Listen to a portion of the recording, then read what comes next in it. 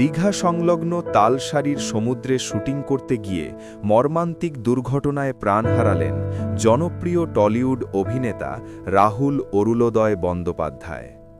মাত্র ৪৩ বছর বয়সে তার এই আকস্মিক মৃত্যুতে শোকস্তব্ধ গোটা টলিউড মহল। জানা গেছে, একটি ধারাবাহিকের শুটিংয়ের জন্য তালসারিতে গিয়েছিলেন অভিনেতা। শুটিংয়ের এক পর্যায়ে সমুদ্রে নামার পর আচমকাই জলে তলিয়ে যান তিনি। দ্রুত উদ্ধার করে তাকে দীঘা হাসপাতালে নিয়ে যাওয়া হলেও চিকিৎসকেরা তাকে মৃত বলে ঘোষণা করেন। এই ঘটনার পর থেকেই গভীর শোকের ছায়া নেমে এসেছে টলি পাড়ায়। সহ অভিনেতা থেকে পরিচালক সকলেই রাহুলের এই অকাল প্রয়াণে শোক প্রকাশ করেছেন। ২০০০ সালে চাকা ছবির মাধ্যমে অভিনয় জীবন শুরু করেন রাহুল বন্দ্যোপাধ্যায়। এরপর চিরদিনই তুমি যে আমার ছবির মাধ্যমে তিনি জনপ্রিয়তার শীর্ষে পৌঁছে যান। এছাড়াও জুলফিকার, বিদায় ব্যোমকেশ, ব্যোমকেশ গোত্র, আবার আসবো ফিরে এবং জ্যাকপটের মতো একাধিক ছবিতে তার অভিনয় দর্শকদের মনে জায়গা করে নিয়েছিল।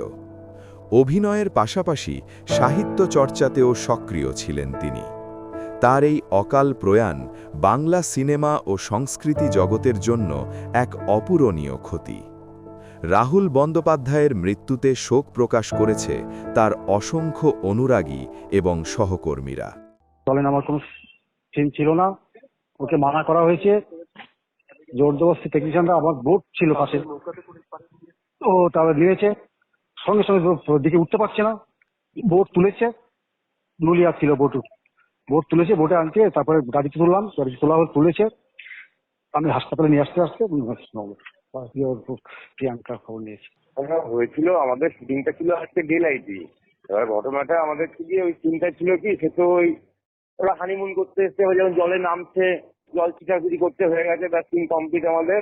এবারে ডিরেক্টর সব বলে যে হ্যাঁ প্যাক আপ, চলো আমার সিন মুক্তি বেরোছিল, সব হয়ে গেছে, বড় চলো বল সব বুঝে পড়ি। তখন ওরা কি ওই জল ছোড়াছুড়ি করছে আর কি, প্যাক আপ হয়ে গেছে, ওই সে বেরিয়ে যাবো, ওই নেমেছে, তুমি স্নান করার মতো জল ছিটাছুটি করছে, করতে করতে জল বেড়ে গেছে, এরাও বুঝতে পারেনি, হট করে তখন অল্প এগিয়ে যাচ্ছে, কিছুই বলছে না, তখন জল ছোড়াছুড়ি করছে। তারপর হট করে দেখছি হচ্ছে কি ওই যে আমাদের যে সেটা সে হচ্ছে গিয়ে তখন হাত নাড়ছে, সঙ্গে হাত নাড়তে গিয়ে তখন আমি বলছি এরকম সমস্যা। তখনই আমি আমার ওই মাথার মধ্যে আমার একটা ওই গামছা বেঁচানো ছিল, তো ওটা যখন আমি নিয়ে দৌড়ে আমি তখন নেমে গামছা খুঁজছি আর কি, গামছাটা ধরো। এবার আমার সঙ্গে সঙ্গে আরেকজন ছিল কৃষ্ণা বলে, ও আমার সঙ্গে সঙ্গে নেমে গেছে, নেমে সঙ্গে ও গামছা গামছা ধরো, তা সেটা গামছাটা ধরেছে, সেটা তখন টানছি তখন আমরা, তখন তো আমরাও চলে গেছি মোটামুটি বেশ, তখন আমরাও ফিট টানছি নিয়ে আসতে হবে ওকে। এবার তখন রাহুল তখন আর গামছা ধরতে পারছে না, আমরা তখন ছুটছি, তার তখন হচ্ছে কি আমাদের একজন আছে প্রদ্যুৎ দাস, সে তখন হচ্ছে নৌকানে তখন ঢুকে গেছে। আর তখন নৌকা ঢুকে তখন হচ্ছে মাঝিটা হচ্ছে আমার পাশ থেকে নেমে তখন রাহুলদাকে ফিরে নিয়ে এদিকে চলে এসছে। তারপর আমরা আমার নিচে এসেছিলাম, আমি তখন হাঁপিয়ে গেছিলাম, তখন অনেকটা জলে ছিলাম তো অনেকক্ষণ। তারপর ওই নৌকাতে করে আবার রাহুল সবাইকে তুলে নিয়ে আমি তোমরা যাও, ওখানে গাড়ি আছে, গাড়িতে করে নিয়ে তোমার বেরিয়ে গেছে, আগে যাই হোক কি হতো না আগে ট্রিটমেন্টটা করাবো। সঙ্গে সঙ্গে গাড়িটা নিয়ে তখন এরা সব কারিগর নৌকাতে করে এসে গাড়িতে করে নিয়ে এখন সব বেরিয়ে চলে এসছে।